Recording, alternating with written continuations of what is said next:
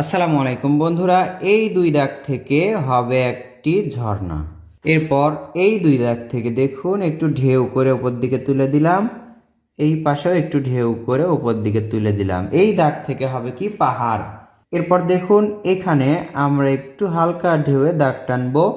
এখানে একটি দাগে হচ্ছে সূর্য এবং এখান থেকে দেখুন এই দাগে হচ্ছে মাটি।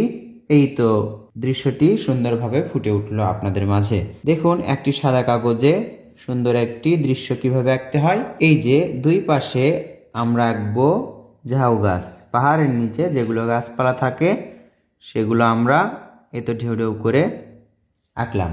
এবার এখান থেকে দাগ দিয়ে দেখুন জিগজ্যাগ করে নিচের দিকে দাগ নিয়ে আসবো। এটা হয়ে যাবে সুন্দর একটি নদী।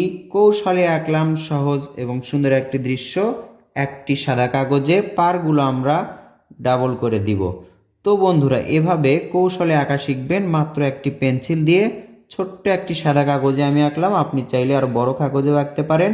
সোনামণিদেরকে এভাবে ড্রয়িং শেখাবেন। প্রথমত বেশি বেশি ড্রয়িং শেখাতে হবে, রংটা পরের বিষয়। বেশি বেশি ড্রয়িং শিখলেই। তো বন্ধুরা, এই দৃশ্যতে যদি ভেবে দেখুন রং করা হয় তাহলে কিন্তু আরও দারুণ হবে।